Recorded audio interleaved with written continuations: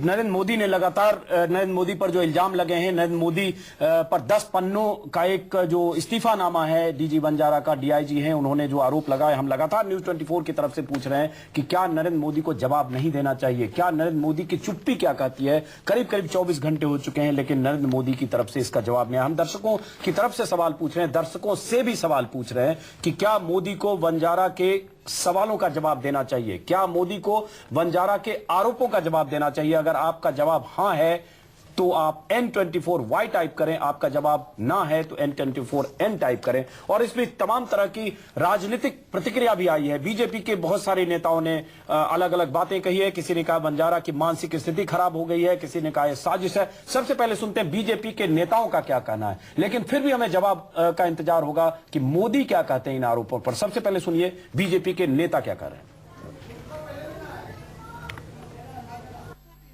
देखिए, जिस प्रकार से कोई व्यक्ति जो अपने फ्रस्ट्रेशन में हो, जेल में हो, आरोपों के घेरे में हो, वैसे व्यक्ति का बयान का कोई संज्ञान लेना मैं आवश्यक नहीं समझता।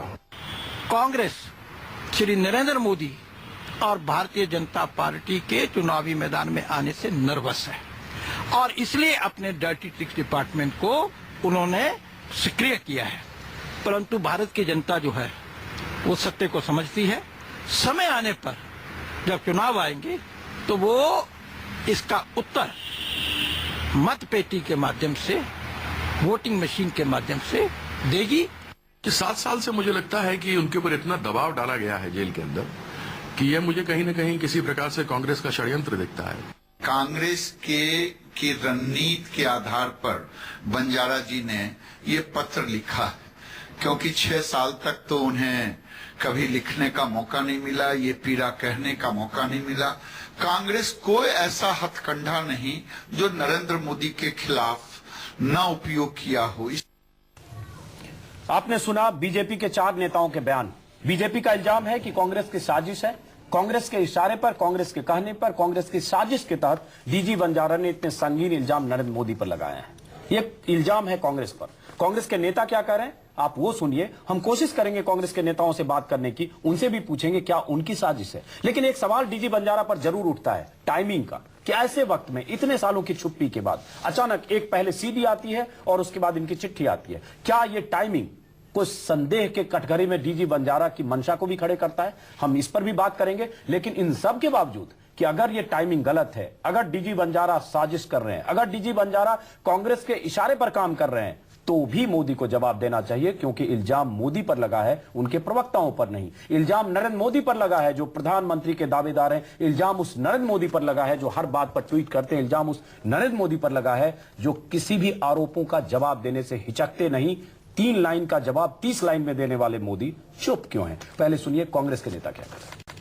बंजारा की पूरी चिट्ठी अगर आप देखें तो उन्होंने उसमें कहा है कि जब जब अस्तित्व संबंधी संकट सरकार के ऊपर आया है, जब जब सरकार के साथ वो खड़े नजर आए, तो मोदी साहब को ये बताना पड़ेगा, गुजरात सरकार को ये बताना पड़ेगा कि अस्तित्व संबंधी क्या संकट सरकार के पास में आए हैं और सरकारी मशीनरी का, पुलिस का कैसे उस वक्त दुरुपयोग किया गया। बंजारा का ये आरोप लगाना कि जो 32 अधिकारी इस समय जेल में बंद हैं, वो निर्दोष इसलिए हैं क्योंकि उन्होंने सरकार के ही कहने पर, खासतौर से अमित शाह का नाम उन्होंने लिया है, मुख्यमंत्री का नाम लिया है, कि इन दोनों की संज्ञान था और इन दोनों का निर्देश था कि किस तरह से उन लोगों को काम करना है। तो जो वहाँ पर खून खरेजी हुई, जो फर्जी एनकाउंटर हुए हैं, उसके पीछे मुख्यमंत्री और अमित शाह जी का नाम है, आया है, उभर कर आया है। तो हम तो मांग करते हैं कि नैतिकता के आधार पर मोदी जी को और अमित शाह जी को तत्काल जो है इसको स्वीकार करना चाहिए, मोदी जी इस्तीफा दें। जिन परिस्थितियों में आज उन्होंने अपना रेजिग्नेशन देने के बाद जो खुलासे किए हैं, उसके बाद नरेंद्र मोदी को इन बातों का जवाब देना जरूरी हो गया। अगर जरा भी नैतिकता है, जो बड़े आदर्शों की बातें भारतीय जनता पार्टी और उसके नेता दूसरों को सिखाते हैं, आज अगर जरा भी नैतिकता है तो पहले उनको अपने पद से इस्तीफा देना चाहिए नरेंद्र मोदी को। आपने सुना, कांग्रेस के नेता नैतिकता की दुहाई दे रहे हैं, कांग्रेस के नेता आदर्शों की दुहाई दे रहे हैं। कांग्रेस के नेता कह रहे हैं कि अगर नरेंद्र मोदी में जरा भी नैतिकता है तो उन्हें इस्तीफा देना चाहिए। रीता बहुगुणा जोशी ने भी यही कहा और सत्यव्रत चतुर्वेदी ने भी यही कहा, दोनों कांग्रेस के नेता हैं, कि नरेंद्र मोदी को नैतिकता के आधार पर इस्तीफा देना चाहिए। हालांकि नेताओं के मुंह से नैतिकता की बातें कई बार अच्छी नहीं लगती, क्योंकि नैतिक आधार पर इस देश में इस्तीफे कब हुए हैं किसी को याद नहीं। अगर याद है तो लाल बहादुर शास्त्री पर लगे इल्जाम के बाद उनका इस्तीफा, जब रेल दुर्घटना के बाद लाल बहादुर शास्त्री ने इस्तीफा दे दिया। एक बार और अगर थोड़ी देर के लिए माने तो हवाला के मामले में आडवाणी का इस्तीफा। लेकिन नैतिक आधार पर इस देश में इस्तीफे नहीं होते हैं, चाहे सरकार कांग्रेस की हो चाहे सरकार बीजेपी की हो। लेकिन फिर भी नैतिकता की बातें हो रही है और नरेंद्र मोदी पर यह इल्जाम लगा। इसलिए फिर सवाल पूछ रहे हैं कि क्या मोदी को बंजारा के आरोपों का जवाब नहीं देना चाहिए? क्या मोदी को बंजारा की तरफ से लगाए गए संगीन इल्जामों का एक एक इल्जाम का जवाब नहीं देना चाहिए? न्यूज 24 की तरफ से लगातार सवाल पूछा जा रहा है। दर्शक अपनी राय दें। अगर आप चाहते हैं उन्हें जवाब देना चाहिए N24Y टाइप करें, अगर आप चाहते हैं उन्हें जवाब नहीं देना चाहिए तो N24N टाइप करें। लेकिन आपका जवाब, आपका SMS आप जो भी भेजेंगे हम दिखाएंगे। और यह बहुत मायने रखता है कि देश क्या चाहता है। क्या देश चाहता है, क्या दर्शक चाहते हैं कि न्यूज 24 के जरिए हम आपकी राय पहुंचाएंगे कि क्या देश चाहता है कि नरेंद्र मोदी जवाब दें? अगर उन पर इल्जाम लगा है तो उनकी चुप्पी क्या कहती है? हम इस पर नजर रखेंगे, हम आपके SMS भी दिखाएंगे और आपकी राय भी बताएंगे। और अगर नरेंद्र मोदी बोलते हैं हम उससे भी आपको अवगत कराएंगे। लेकिन एक बार फिर लौटते हैं आसाराम की खबर पर। खबर यह है कि आसाराम पर सुनवाई हो चुकी है, जिरह पूरी हो चुकी है, फैसला रिजर्व रखा गया है, फैसला सुरक्षित है। 2 बजे खबर आएगी कि आसाराम का क्या होता है। लेकिन उससे पहले जो अभी आपको हमने कुछ देर पहले दिखाया, इंदौर में गिरफ्तारी से पहले अपने भक्तों के बीच आसाराम के प्रवचन का एक ऑडियो टेप। उस प्रवचन में आसाराम ने राजस्थान सरकार को धमकी दी, सीधे सीधे तौर पर धमकी कि चाहे सुपर पावर हो लेकिन अपनी कुर्सी का ख्याल रखना, आने वाले चुनाव का ख्याल रखना। और साथ में यह भी कि हमारे एक भक्त के संपर्क 10-10, 20-20 लोगों से। एक बार पहले सुनिए आसाराम की धमकी का ऑडियो, उसके बाद फिर बात करेंगे, क्योंकि यह धमकी बहुत कुछ कहती है। संत साधु अगर उनके लाखों करोड़ों समर्थक हैं तो क्या उसका इस्तेमाल वोट बैंक की तरह भी करते हैं? और अगर उन पर इल्जाम लगते हैं तो क्या इसकी आड़ लेते हैं? एक बार इस पर बात करेंगे। लेकिन एक खबर आ रही है, के मनन क्या कह रहे हैं, जो वकील है आसाराम के, सुनते हैं कि के मनन क्या कह रहे हैं। जो सीधे लाइव, क्योंकि बच्ची 12वीं में पढ़ती है, still the matter is under investigation और as per the law laid down by the honourable Supreme Court. और इस पार्ट को भी ऑथेंटिसिटी देखने के लिए एज की इन्वेस्टिगेशन कर लेनी चाहिए। Thank you. Prosecution also produced the victim's father in the court? No no no, nobody was there. At least it is not in my knowledge. What were the grounds that prosecution defended the arrest and said that bail should not be? You have heard them. They said that there are chances of tampering with the prosecution evidence, and so we have denied it, and we undertook that whatever the conditions will be imposed, we will abide by that. Has the PP argued that they've been trying to bribe them also? There is no evidence. There is no all arguments was in the air, but I will not comment upon. But it was his prerogative how to argue. Were there also arguments about Shiva's interrogation? No, not at all, not at all. और अब हमारा कहना ये है कि जो मुलजिम का स्टेटमेंट होता है पुलिस के सामने, वो वैसे भी एडमिसिबल नहीं होता है, वो पढ़ा नहीं जा सकता। What about the 164 statement of the victim? उसमें कोई नई चीज नहीं है, वही चीजें हैं जो FIR में है, लेकिन MLC को आज भी रिवर्ट नहीं कर सकते। Thank you, sir. बिल्कुल सुधार की जरूरत है। एक ही पकड़ना चाहिए। के मनन दिल्ली से जोधपुर गए हैं आसाराम की पैरवी के लिए। वरिष्ठ अधिवक्ता हैं दिल्ली में सुप्रीम कोर्ट के, और के मनन के साथ वकीलों का एक जत्था भी पहुंचा है आसाराम की अदालत में पैरवी करने के लिए। आपको बता दें कि 2 बजे तक फैसला सुरक्षित रखा गया है। 2 बजे खबर आएगी कि आसाराम का क्या होता है। लेकिन एडवोकेट हमारे साथ भी संतोष त्रिपाठी। संतोष जी, आपने सुना के मनन को, आप बताएं कानूनी पहलू जो वो बता रहे हैं उसके मतलब क्या? देखिए, जैसे के मनन कह रहे हैं कि उन्होंने धमकी दिया है, यह विश्वसनीय नहीं है। आपका ही चैनल अभी दिखा रहा है कि जो सरकार को धमकी दे रहा है कि तुम्हारे सरकार के साथ क्या हो सकता है, किस तरह से इलेक्शन में हम तुम्हें प्रभावित कर सकते हैं अगर हमारे खिलाफ कार्रवाई हुई, तो उस पीड़िता के ऊपर वो कितना दबाव बना सकते हैं जेल से बाहर आकर, ये आसानी से समझा जा सकता है। नंबर 1। नंबर 2, जो इस वक्त की बात चल रही है कि वो मेजर है, जैसा कि मनन साहब की स्टेटमेंट से मुझे लगा। इस स्टेज के लिए ये बातें इररिलेवेंट है, ये इन्वेस्टिगेशन का मैटर है, चार्जशीट आने पे सारी बातें क्लियर होंगी। तब तक के लिए इसमें बेल का कोई आधार इस वक्त नहीं दिख रहा है। चलिए, एडवोकेट है हमारे साथ संतोष त्रिपाठी, इनका कहना है कि गुंजाइश कम है जमानत की। फिर मैं कह रहा हूं, फैसला अदालत को करना है, अदालत क्या करती है उस पर निर्भर करता है। और ये कुछ देर में, करीब 2 बजे अदालत ने 2 बजे तक फैसला सुरक्षित रखा है। 2 बजे पता चलेगा कि अदालत का रुख क्या होता है। लेकिन हम वापस लौटते हैं उसी बात पर, आसाराम की धमकी पर। प्रमोद जी, आपके पास आऊंगा, लेकिन अभय वर्तक से हम पहले, चूंकि ब्रेक के पहले एक बार हमने कहा था। अभय जी, मैं सीधा सवाल पूछ रहा हूं। मैं जो सवाल है मुझे लगता है उसका जवाब दें बेहतर है। इसको आप कहीं आध्यात्मिक और धर्म और बाकी चीजों से न जोड़ें। मैं सिर्फ पूछ रहा हूं कि उनकी ये धमकी जो आपने सुना कि चुनाव आने वाले हैं, इसका ध्यान रखना, अपनी कुर्सी का ध्यान रखना, इसका मतलब समझा दें। हालांकि सीधे हिंदी में उन्होंने कहा है, समझ में मुझे बात आ रही है, लेकिन आप समझा दें, आपके जुबान से सुनना चाहता हूं। नहीं, मैंने वो सुना।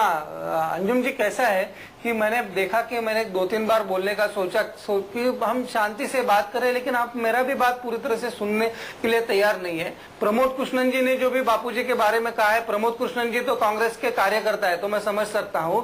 लेकिन दूसरी बात हम यहाँ पे रखना चाहते हैं कि कोई भी हो, कि किसी भी साधु संतों के ऊपर अत्याचार होते हैं, आरोप लगते हैं, पूरा हिंदू समाज इकट्ठा आकर जो भी सत्ता में है उसका मतलब फल भुगतना ही पड़ेगा। देखिए, अब यहाँ मुझे इंटरवीन करना पड़ेगा, अब यहाँ दखल देना पड़ेगा। पहले मैंने सोचा कि आप जवाब, एक मिनट अभय वर्तक जी, मैंने सोचा कि आपको पूरा वक्त दें।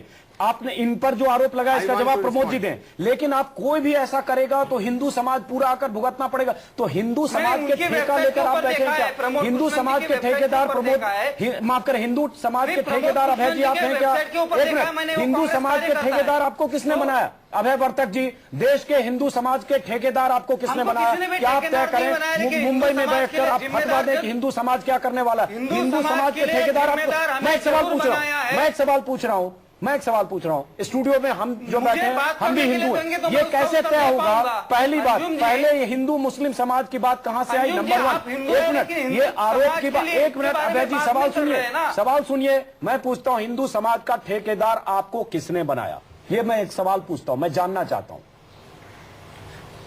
मुझे इस प्रश्न का उत्तर देने दीजिए। हिंदू समाज का ठेकेदार हमें किसने भी नहीं बनाया है। हिंदू समाज के लिए जिम्मेदार हमें जरूर बनाया गया है। कहां इसके लिए जनमत संग्रह हुआ था? इसके लिए अभय जी, देश में जनमत संग्रह करके हिंदू समाज ने आपको पावर ऑफ अटर्नी लिख के एफिडेविट करके दे दिया कि हिंदू समाज पे खतरा होगा, तो सिर्फ आप समझेंगे और आप हमारी तरफ से बोलेंगे। जिम्मेदारी यानी उत्तरदायित्व है। कहां से उत्तरदायित्व है? नहीं, जिम्मेदारी किसने आपको उत्तरदायित्व दिया? आपको उत्तरदायी, अकाउंटेबिलिटी पूरे हिंदू समाज के लिए अभय जी, आपकी उत्तरदायी इसलिए हिंदू धर्म के ऊपर अत्याचार करने वाले लोगों, यहाँ हिंदू धर्म पर अत्याचार नहीं हो रहा, यहाँ हिंदू धर्म, आप फिर गलत डायरेक्शन में ले जाए। यहाँ हिंदू धर्म पर अत्याचार नहीं हो रहा है। आप उत्तरदायी इसके लिए हैं कि अगर आप साधु संत हैं तो अपने चरित्र की रक्षा करें, गलत हरकत मत करें। आप उसके लिए तो उत्तरदायी हो नहीं रहे, और इसको आप हिंदू समाज पर खतरा और हिंदू समाज की अथॉरिटी लेकर आपके पास है। जी, मुझे एक बात बताइए जी, अंजुम जी, मुझे एक बात बताइए, बापूजी के ऊपर अभी तक इतने सारे आरोप लगे, एक भी आरोप सिद्ध नहीं हो पाया। अच्छी बात है, ये भी आरोप सिद्ध न हो पाया, अच्छी बात है। जा रही है, अरे ये हम विरोध करते हैं जी, ये आरोप भी न सिद्ध हो पाया, अच्छी बात है। मीडिया ट्रायल नहीं लेते हैं, इस आरोप से भी मुक्त होकर निकले। मैं तो सिर्फ एक बात कर रहा हूँ, हिंदू समाज का ठेकेदार आप कैसे हिंदू समाज की तरफ से हर बात बोलने आ जाते हैं? आज हम इस देश में देख रहे हैं कि हिंदुओं के ऊपर अत्याचार हो रहे हैं। अरे एक साधु या संत पर इल्जाम लगा है, उन पर आरोप लगा है, इसलिए अदालत अपना काम करे। इसमें हिंदू और कहा गया, मुसलमान कहा गया? ये कहां से आप तुरंत हिंदू और हिंदू समाज की बात करें? ये हिंदू समाज की बात है क्या प्रमोद जी? डाला जा रहा है, हिंदू समाज इसमें कहां से आ गया?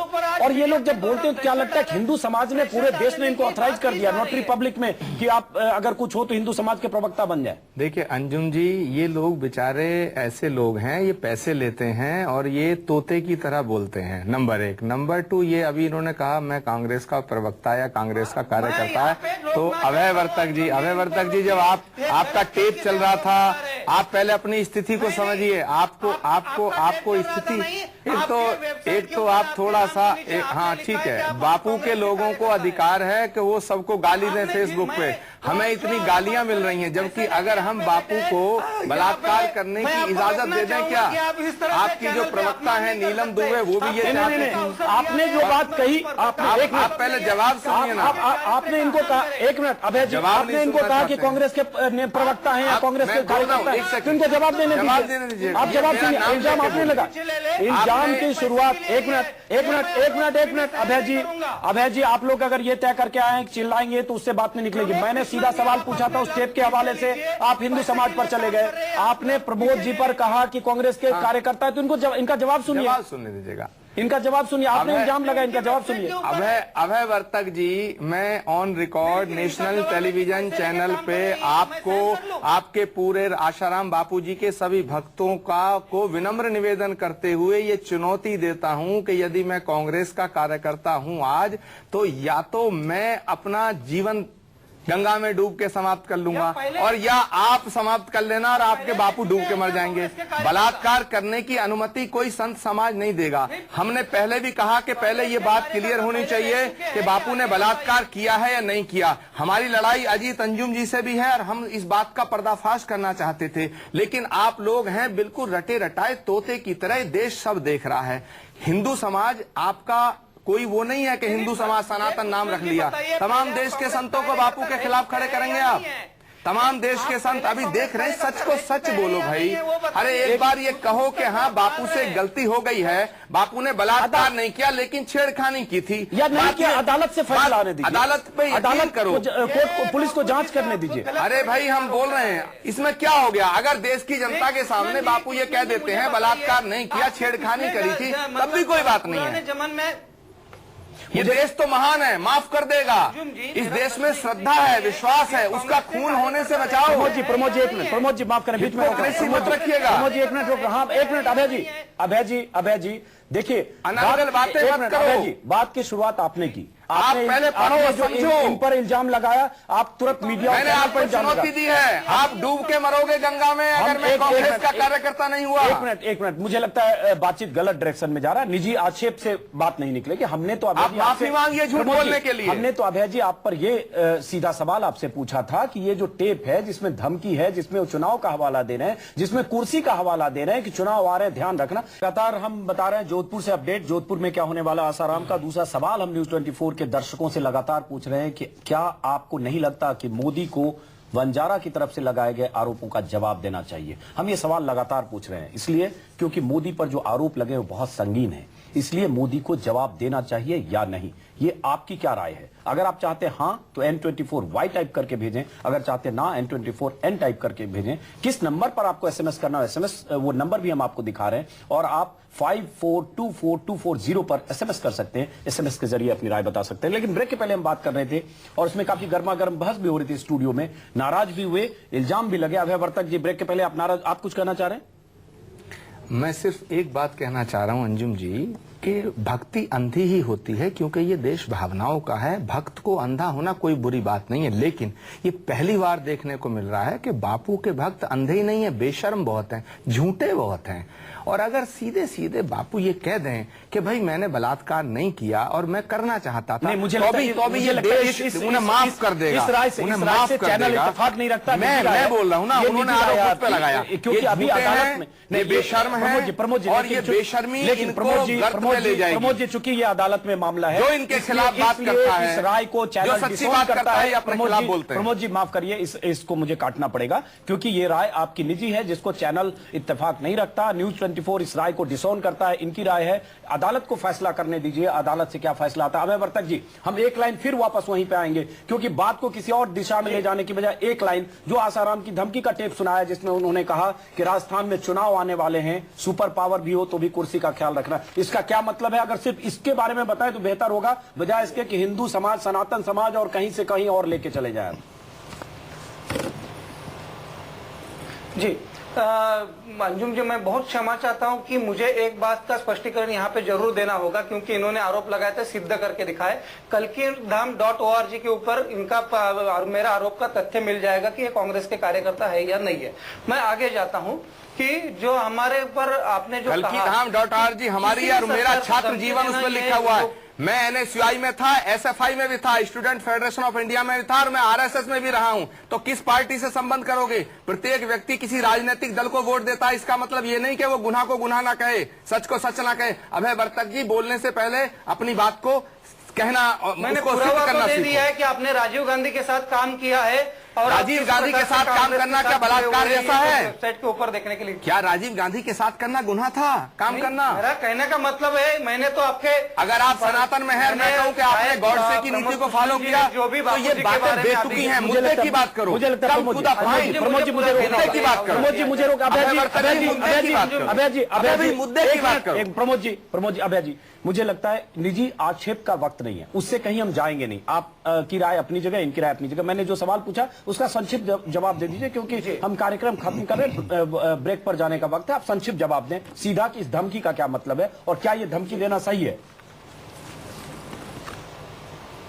मुझे जो बापूजी का टेप आपने सुनाया, तो मुझे इसमें किधर भी धमकी का मतलब बू भी नहीं आई कि ये बिल्कुल धमकी नहीं है। बापूजी ने इसमें आशीर्वाद से कहा है कि बापूजी के आसाराम जी के श्री मुख मुझे से बोलने के लिए निकला अवसर दीजिए। अंजुम जी, जो भी मेरा कहना है तो मुझे कहने का अवसर दीजिए। मुझे पूरा एक सेंटेंस तो कंप्लेंट करने दीजिए। बोलिए। मुझे इतना कहना है कि बापूजी ने जो भी कहा है, तो मुझे इसमें कुछ भी नहीं लगता है कि यह धमकी है। बापूजी ने सीधा सीधा कहा है कि ये मैं प्रार्थना कर रहा हूं कि मुझे किसी भी प्रकार से राजस्थान सरकार झूठे आरोपों के तहत इस प्रकरण में मतलब फंसाने की कोशिश ना करे। उन्होंने कहा कि चुनाव आ रहे हैं, अपनी कुर्सी का ध्यान रखना। हो या कोई भी, आसाराम ने कहा है कि चुनाव आ रहे हैं, अपनी कुर्सी का ध्यान रखना। चुनाव और कुर्सी क्या कह रहे हैं? वो आशीर्वाद दे रहे हैं। मेरा अंजुम जी और एक बार आपसे विनती है कि हमारे भी विरोधक रहते तो हम भी उनका कभी भी एक नाम से उल्लेख नहीं करते, हम आदरार्थी उल्लेख करते हैं। बार बार आप आसाराम आसाराम आसाराम जी, आसाराम जी, आसाराम, हम एक ही बापू मानते हैं, महात्मा गांधी थे। आसाराम जी, आसाराम जी, चलिए करेक्ट किया आसाराम जी।